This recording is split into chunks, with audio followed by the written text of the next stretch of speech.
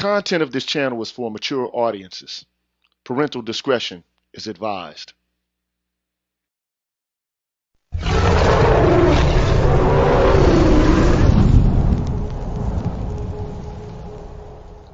You're tuned in to the Green Gorilla channel. Please make sure to like the video, subscribe to the channel, and hit the bell notification button. And please, feel free to share the video. Thank you.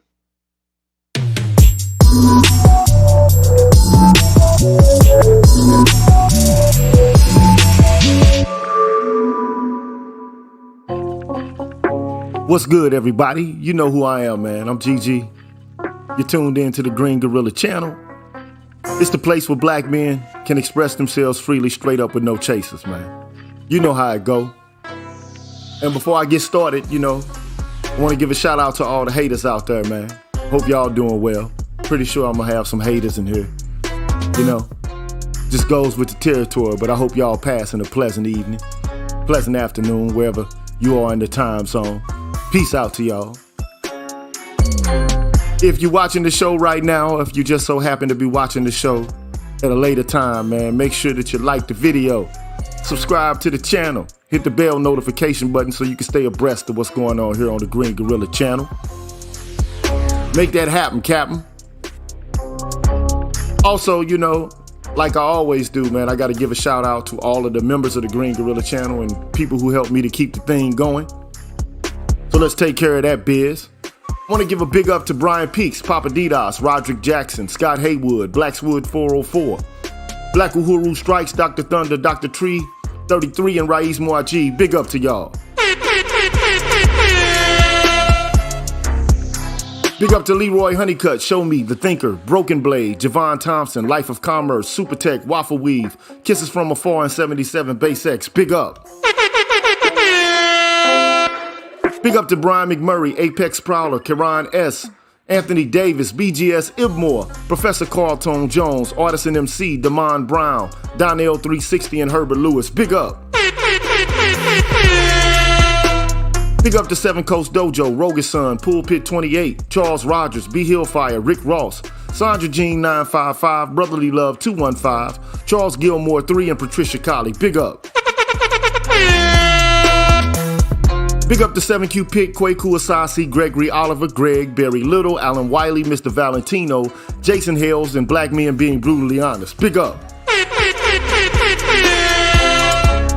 Big up to Omni Americana, Cameron 87, Deshaun Nolly, Nelso, Kareem Not Karen, Doc LaRock, J. Charles, Mark Holt, Lee Ways, and Jeffrey Speed. Big up. Big up to The Face, Mark Swift, Odd Collar, Donald Watts, HipHop.CATV, Coach DC, Kashif Caldwell, Nichita, Mr. Blue Collar, and Barnolas. Big up. Big up to I'm Just Jules, TD Hip Hop Media, Drew Main, Mr. Heat, Sir Anthony, MLR, Universal 178, Rasheed Barnes, Aaron Smith, DH, and C Truth the Revelator. Big up. Big up to Gold Professor, Aaron Infinite, Dr. Tiasan Johnson, Kalon Jakala, Ricky Dawson, Cedric Bowman, True 7360, BK Born Shaheed, and James Washington.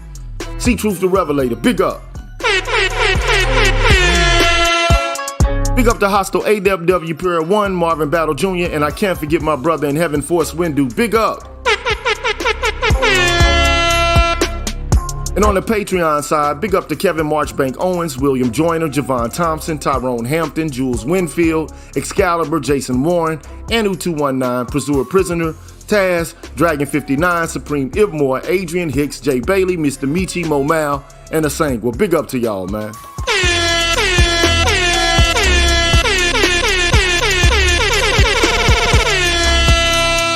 Y'all deserve a round of applause. Straight up, thank you, man. Thank you so much for helping me to keep this thing going. I know I've been, out of commission for quite a bit of time, but I'm gonna start hitting it a little bit more heavily. But thank you for your patience, man, and thank you for all your support. For those who have been supporters for quite a bit of time, a special, shout out and appreciation to those people. And if you're interested on how you can help support the channel on an ongoing basis, well, here's how you do it. What's good, everybody? I'm the G with a PhD, and you're tuned in to the Green Gorilla Channel, the place where black men can express themselves freely. Straight up, no chaser. Today, I want to introduce you to my new membership program that consists of 5 levels where you can invest in the Green Gorilla Channel on a monthly basis and receive level-specific perks.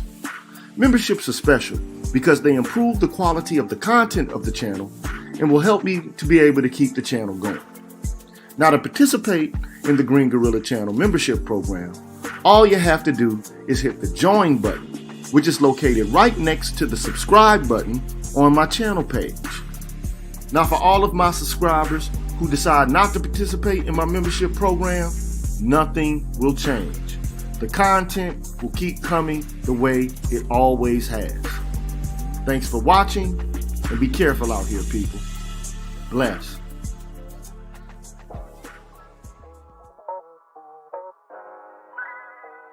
All right, man, we back.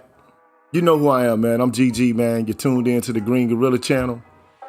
It's the place where black men can express themselves freely, straight up with no chasers. And, today we're here to talk about this movie, man. I just saw it last night. And I figured, why not talk about it today? It's a new movie on Netflix. It's called The Harder They Fall. And, this movie, the screenplay was written by this gentleman you see here on the screen. His name is Boaz Yakin. And look, I don't have a problem with anybody from any demographic writing a movie about black folks for real. But I'm just saying, Hove, Sean Carter, come on, man. What's this dude doing writing a movie about black folks, man, in the West? I'm just asking the question, bro. I'm just asking the question, man. Can I at least ask that question? This dude, man, is an Israeli-American screenwriter. He's a film producer, and he lives in New York City, man. Now, he's written several screenplays, like The Rookie, Fresh, which is like a classic, It's a classic. The movie Fresh with the young black boy, man, who plays chess and pulls a whole bunch of moves off in order to, get his sister out of a life of drug addiction and, he eventually, outsmarts the dope dealer. But he's written The Price Above Rubies, Prince of Persia, Now You See Me. He's directed a sports drama called Remember the Titans. So he's done a lot, okay? He produced the first 2 installments of the Hostel franchise, the gory film, So, he has a lot of, screenplays that he's credited with. But I'm asking the question, like, this movie? Man. This one. You know what I'm saying? Like, this movie, man? So you mean out of all the screenplay writers, we had to get this guy? No disrespect, you know what I'm saying? But come on, man.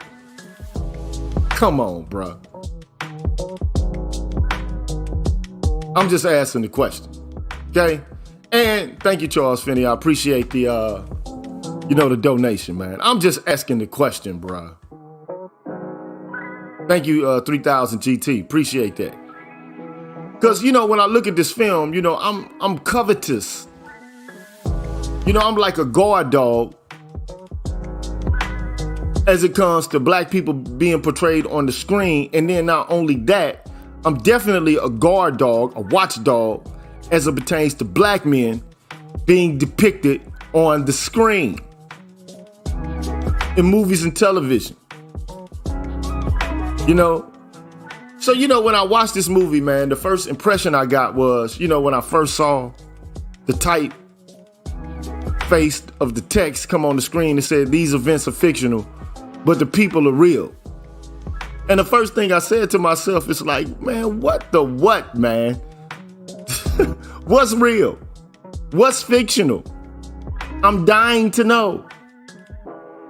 But the more I watched the film, the more I was like, well, I really don't care to know. I could care less.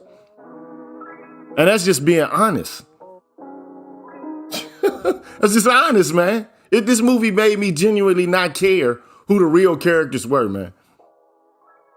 Now, you know, the genre of this movie, it's a spaghetti western.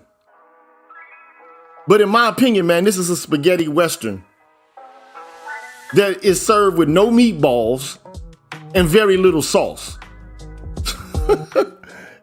That's just how I feel about it, right? The cast has great actors, but they can't seal the deal because of the moral of the story, which to me is non-existent. There is no moral of the story. I mean, literally, there is no moral to this story at all. None. And it's a Tarantino bite. You know, it's a Tarantino-esque movie.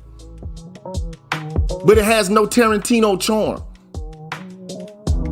And as far as I'm concerned, man, you know, I would like to put this genre of movie, you know, on the back shelf, especially when it comes to black folks, man. It's a tired and hackneyed ditty.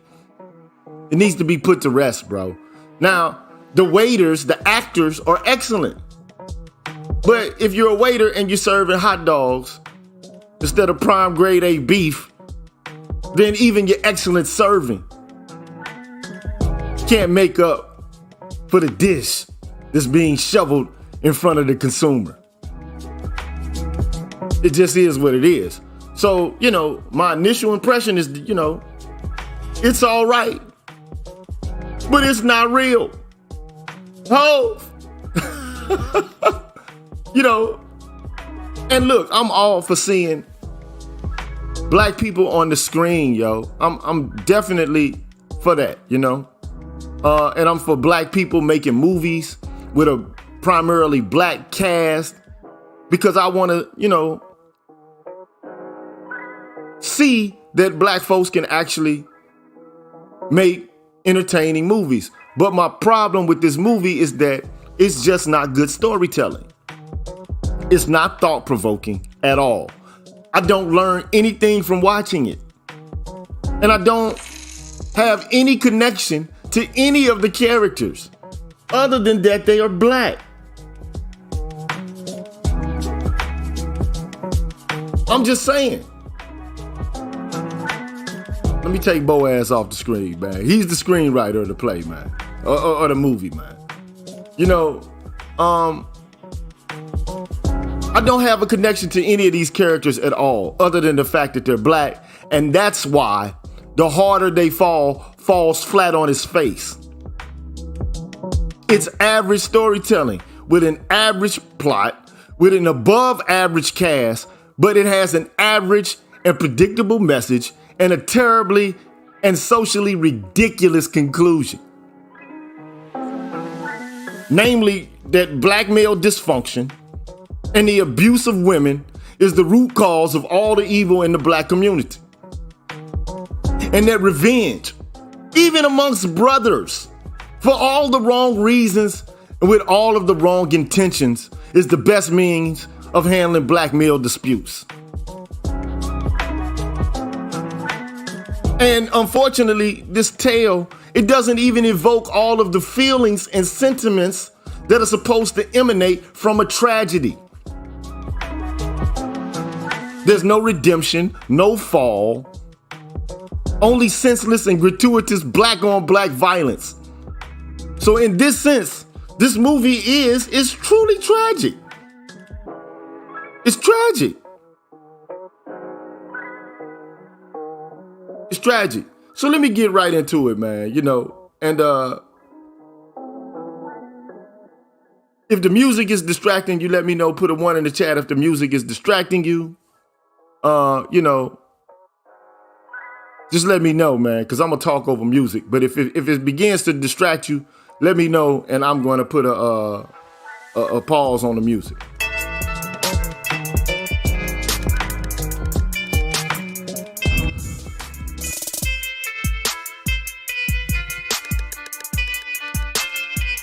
So let me put a pause on the music, man.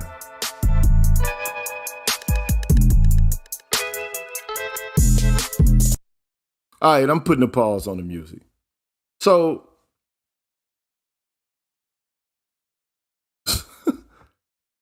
let's talk about the first scene of the movie, man. The first scene of the movie, man. In the first scene, we catch a glimpse of a horrible scene. You get a ragtag group of Western thugs and outlaws who intrude on a loving and functional black family having dinner. You have a man, a woman, and a 10-year-old boy. Now, the head honcho of this group of outlaws is a man with golden guns. And obviously, it's Idris Elba, Rufus Buck, right? Who has a beef with the preacher patriarch. And apparently, the preacher patriarch of this family, and he's done something at an earlier time that requires the unseen Rufus Buck to exact revenge. But not merely retribution or revenge to his own person of the patriarch, but to his wife and to his son as well. Because the outlaw, this Buck guy, kills his wife, the preacher's wife, in cold blood at the dinner table while she's crying. And makes the patriarch watch so that he will suffer.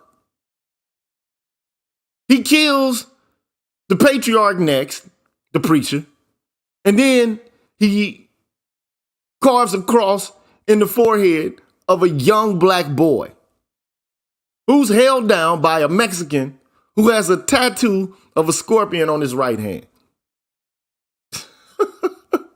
I'm like, this scene is gruesome, but it wasn't really actually gruesome. It wasn't something that I, shrieked at as I watched it or kind of curled up, in protest and watching it. But I'm like, okay, this is a gruesome scene. And ultimately, Rufus Buck is supposed to be made out to be some big bad black dude. He's the bad black dude. Okay. Because, of course, we need more movies to demonstrate just how bad, violent, and terrible bad black men are, right? We need more stories like that. Not enough of them, right? Not hardly enough of those. Right. Now, we're not given any insight into why Rufus Buck is so angry and willing to inflict such violence. Because for this, we're going to have to wait. We got to wait. We don't know, but we do know he's mad enough to kill a family, mad enough to kill a woman eating at a dinner table as she sits across from her preacher husband and son. Okay? I just feel like, okay, well, all right, that's exceptional. That's out of the norm. Seeing that in a movie, okay, well, all right. But this brings me to the next scene, in which we find the protagonist of the movie, Nat Love, played by Jonathan Majors, also the lead actor in Lovecraft Country, right? Who's setting out on a path of revenge of his own. He is the boy with the cross carved into his forehead, but now he's a grown man.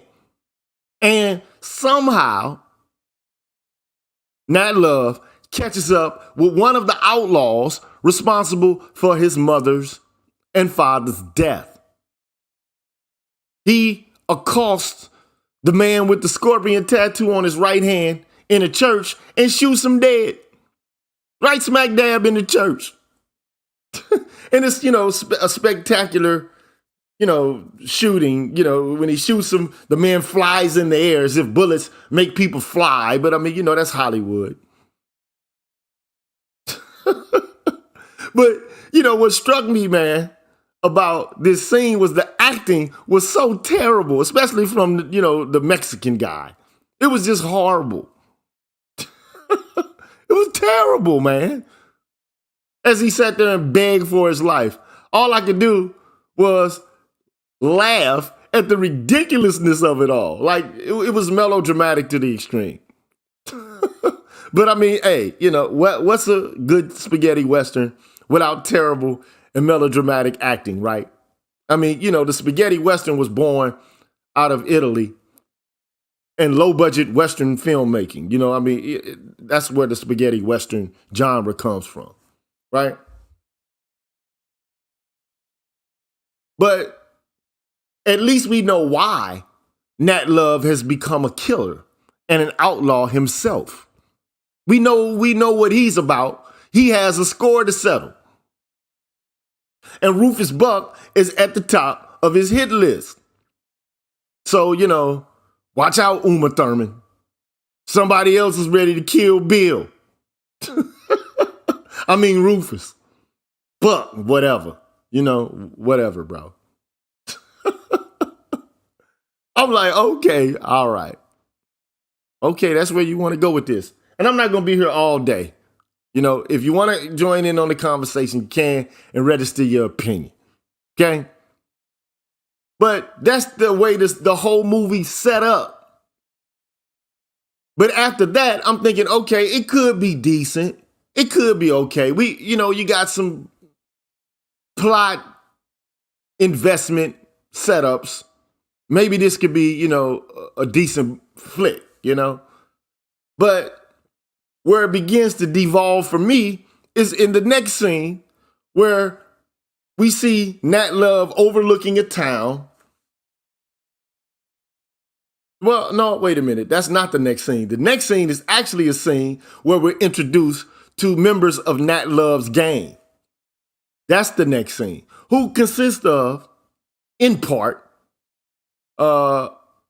Jim Beckworth, played by an actor by the name of R.J. Seiler, who, has lightning speed with the blam blams. and an actor named Eddie Gathegi, who plays the part of Bill Pickett.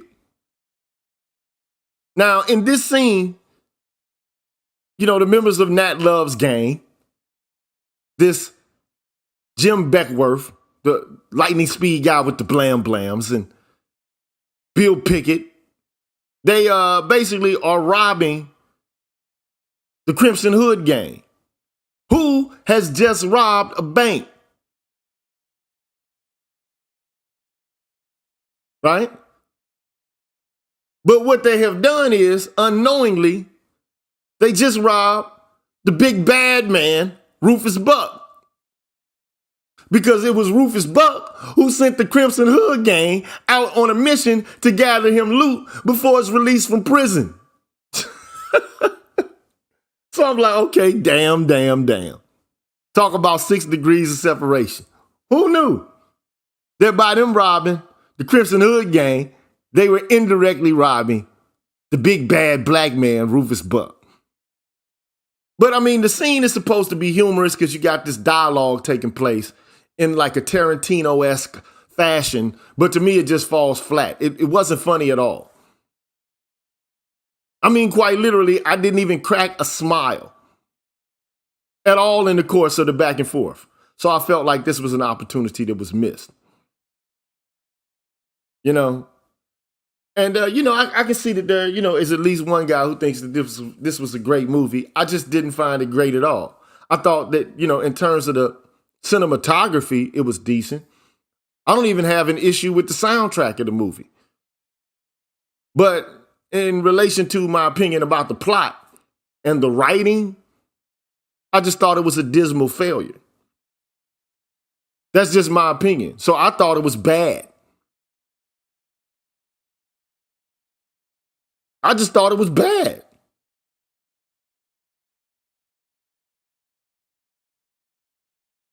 And I'm going to tell you why I thought it was bad. First of all, again, the screenplay was written by an Israeli, covering the life of black folks who we don't have any insight into who they are, none whatsoever. They're supposed to be real people, but the story is fictive. And it's fictive in what way? It's all set up by somebody exacting revenge for the mother, the murder of his mother and his father. Okay? So I just thought, and there are spoilers to this.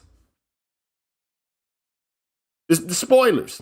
But I want you to think about it, because you might not think at first, you just think, okay, well, I love to see black people in movies. I love to see, okay, that's fine. All well, good. But at the end of the day, you got to think about what the messaging is behind the movie. So in the next scene, which is the scene I was about to start on, right, you find the protagonist of the movie making his way to his old flame's salon. So his old flame is named Mary Fields. It's played by Zazie Beetz. So he's headed to her salon. And it is here where we're introduced to the character Cuffy. Obviously a member of the Black Letter People Club. You know what I'm talking about. And I'm like saying to myself, okay, the doorman, the person, the woman, the they, the them, the they, z's, owl, whatever, and I'll take a huge sigh. I'm like, oh, here we go again. I'm like, damn, is it necessary for every film that comes out with black folks, or any other folks for that matter, to have a queer character nowadays? Like, I don't mind it.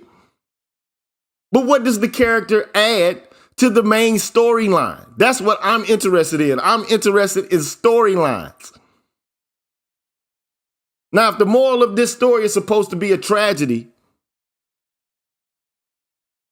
what does this kind of character add to the moral of the story? And I find, like when you got morals of the story within morals of the story, you got a moral within a story, like Alex Ross says, it's shoehorned in there. I'm beginning to think that there's a memo in Hollywood that requires such characters to be depicted and these themes to be juxtaposed in movies and TV shows. Now, I don't have a problem with it, but it's predictable and it's distracting from the main thrust of the storyline.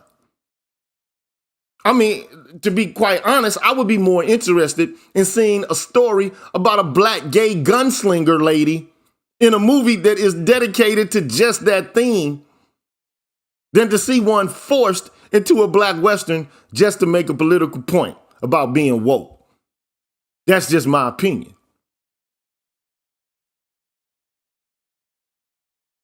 The wokeism is distracting. It added no more. It added nothing to the moral character of the plot line. It just didn't.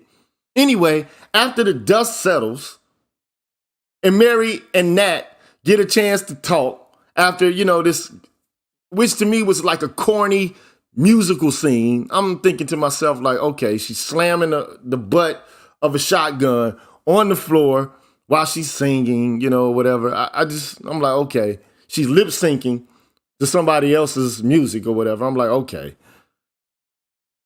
It's like Hamilton or something, like a 45-second ode to Hamilton. I'm like, okay, all right, well. Anyway, after the dust settles and Mary, who is Nat's love interest in the flick, they get a chance to talk. The encounter doesn't go well. And what are we greeted with? We're greeted with the typical Klingon rating ritual between black men and women.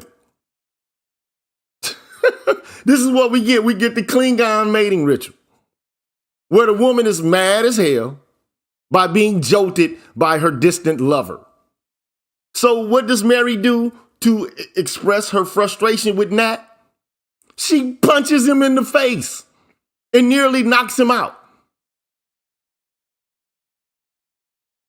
And this is, greeted with amusement by the people in the tavern or the salon. Now, personally, I don't know how you would react to such a display of affection or disaffection, but the last thing I would be thinking about after being punched in the mouth by a love interest is sex. But that's where the film heads next. Because after he's smacked in the mouth and nearly knocked out, he chases after Mary, I guess in an overture of love. He's trying to regain her affections. Now, the ironic thing about this is that the movie, by and large, is undergirded by a tragedy that results from domestic violence. That's what the movie is about. The movie at the corner of it all, the cornerstone of this movie is a tragedy that stems from an act or several acts of domestic violence on the part of the preacher man. So there's spoilers in here, right? But I guess it's only tragic and has meaning if a man is doing it and not a woman. I guess within a man, it creates arousal from some sort of masochism. A display of masochism from black men. And to me, it's just another backwards, woke overture that fails to hit the mark. It made me shake my head. I guess shit goes down in the salon just like it goes down in the elevator. Shout out to Jay-Z. I mean, Sean Carter.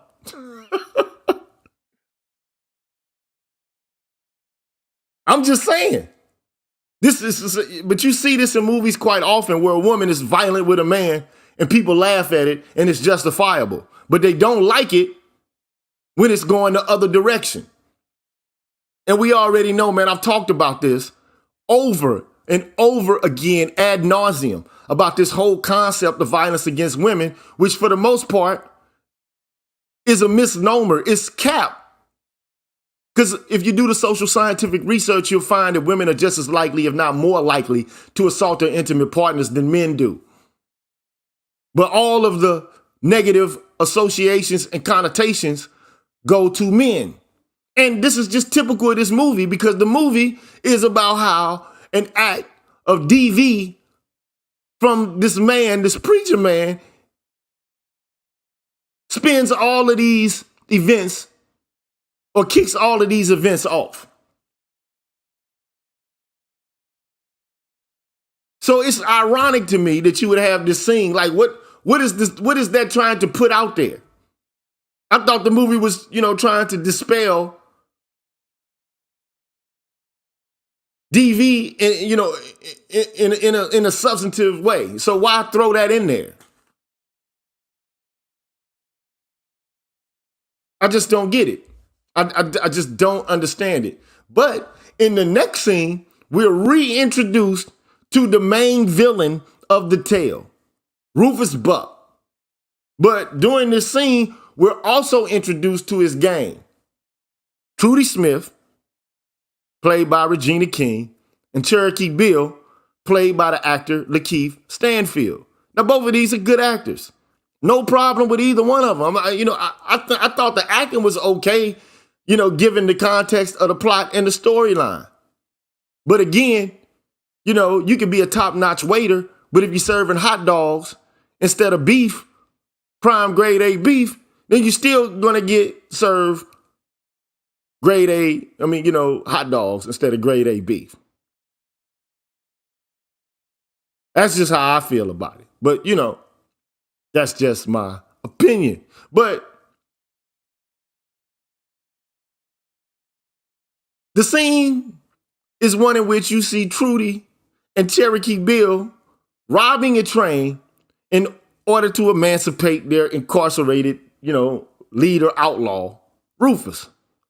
But what the scene does, as far as I'm concerned, instead of making these people villains who are evil and gruesome people, the scene almost lionizes them and makes them out to be heroes. People we should cheer for. And I'm thinking to myself, man, I know plot and storylines. What's going to make a movie successful in relation to the justification of killing and what's not. And if you're going to make people villains, you got to make them vile. You have to make them gruesome. You have to make them irredeemable. They are the villains, by the way, right? So turn them into villains. Don't turn them into, stylistic bad men. Now, look, I like rooting for the bad guy in the movies, too. Like 50 Cent said, I root for the bad guy. Sometimes I like to root for the bad guy, too. But if we're going to be watching a movie in which black people are going to kill each other, the villains have to be villains, man. Not cool-ass anti-heroes. But that's just my opinion. Because I end up rooting for the villains just as much as I was rooting for Nat Love in his game. And as far as I'm concerned, this takes the tragedy out of the tragedy.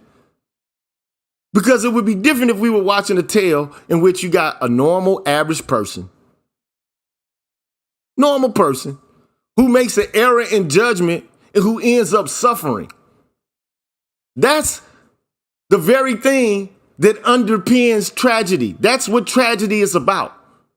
Seeing a normal guy do something that leads to cataclysmic results. But you have to see that character go through normalcy and then to make a mistake and then to suffer the consequences for it. Then you can feel like there's a moral to the story. There's a point to it. But I don't see any point to this. This is cool ass villains. So anyway, instead we get a situational tragedy, without a developed connection to any of the characters in any robust or substantive way. And I think that in and of itself is tragic. Now you can call me Hove, call me, dude, if you need help with the storytelling shit. I mean, I can really help. Just being honest. I can really help. I can tell you how to write a plot line, a storyline. Because every movie is supposed to have an ethical point, a premise. And if it lacks one, then you're just watching a movie like this telling you what? It's not telling you anything. So anyway, I mean, and I said I'm not going to be long. I'm not going to be all day with this. I'm almost at an hour already, okay? But what are the next steps of this movie? Okay, the next steps are you got Bass Reeves, played by the actor Delroy Lindo, who basically comes to Nat Love's love interest, Mary Fields' salon, under the pretext that Love is an outlaw, needs to be apprehended and brought to justice. Okay, but in reality, what Reeves is doing is he's teaming up with Nat Love in order to eventually apprehend Rufus and his gang.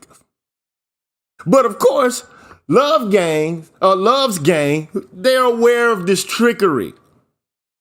And they end up trailing Bass Reeves. And they find both Nat Love and Bass Reeves in the desert and refuse to let them take on this fight that they're engaged in or are going to engage in by themselves. But you know what? In tow is Mary Fields, who wouldn't dare let her man go on a revenge mission by himself because, she's just capable of kicking ass just as much as her badass outlaw boyfriend.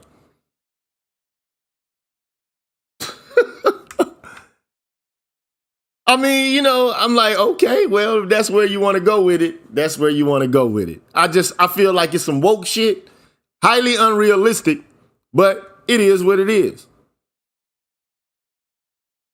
Now, I don't even really have to go into very much of the rest of the plot line of the story because in the end, it's all just so predictable.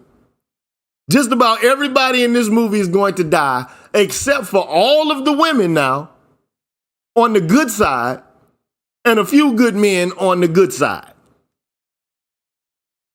So what ends up happening is you get Rufus Buck's gang, they capture Mary Fields as they, descend into the town where they are. And The only way that they're going to let Mary Fields go, because you already know that that's going to happen. The damsel in distress is going to get caught up. So she has to take a ride in order to get caught up.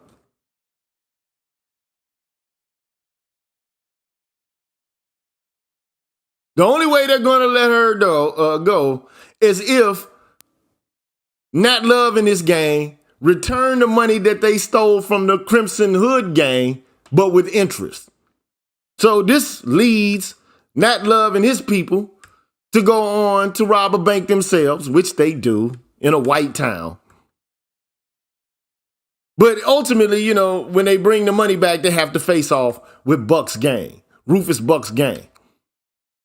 Now, in the end, of course, it's just Buck and Love in a face-off. And Love finds out that they are brothers and that Buck did what he did to Love's mother and father because of what? Dun, dun, dun. What their father did to his mother, which is beat her unto death for trying to protect him because the preacher man was abusive.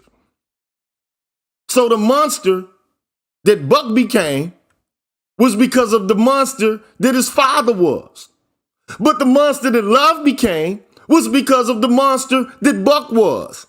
So in the end, all we have is a tale of fratricide, vendettas, beef, killing, and gratuitous violence, which was because of toxic masculinity and because of some coward of a man that liked to beat on his wife. And who was somehow justified in being killed by his son because he killed his mother. Now, of course, all of this is some politically correct woke bullshit centered around the whole concept of violence against women and how it leads to disastrous outcomes and black social pathology. I'm just saying. This is what this movie is about. This is why, although The Harder They Fall is visually stunning, I think it is. It's cinematically spectacular. It's also acoustically pleasing. The sound wasn't bad at all. But as a story that evokes emotion, feeling, and catharsis, it falls flat on its face.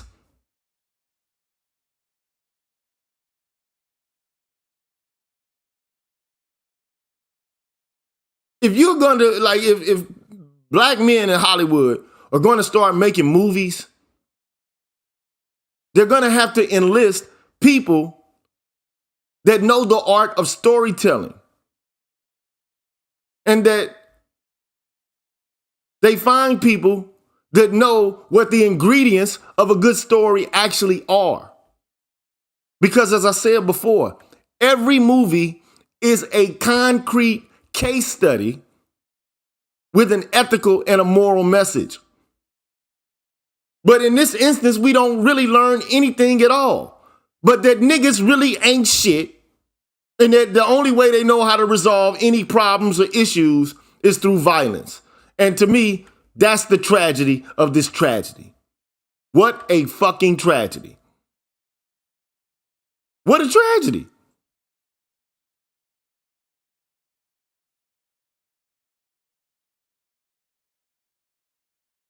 That's all I got for this, man. I just thought the movie was another depiction of black men as monsters. All we are is monsters, irredeemable brutes, and the only way we know how to solve our differences or disputes is through violence.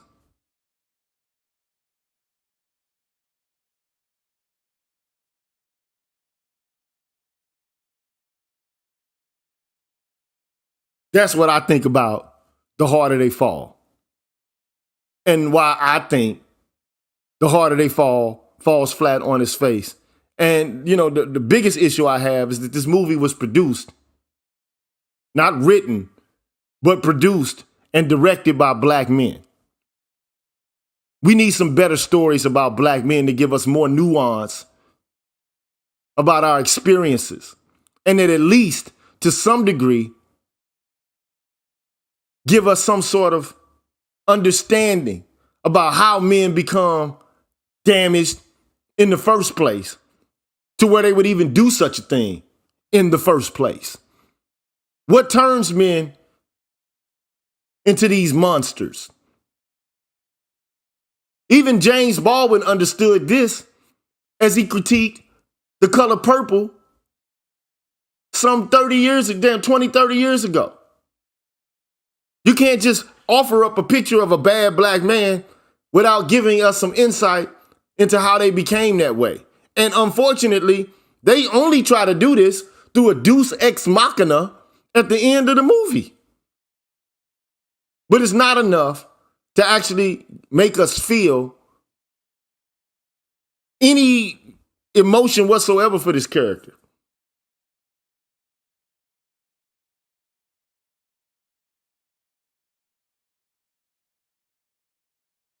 In the end, it's a tale of fratricide. You kill my mother, I'm gonna kill you, nigga. You kill me, you kill my father, I'm gonna kill you. Now, I think it was wrong for the man to kill the woman because she ain't had shit to do with that at all. If he was gonna kill his daddy, he should have just killed his daddy. Why he had to drag all these other people into it? So you mean in order to get retribution for your mother being killed, you're gonna kill somebody else's mother?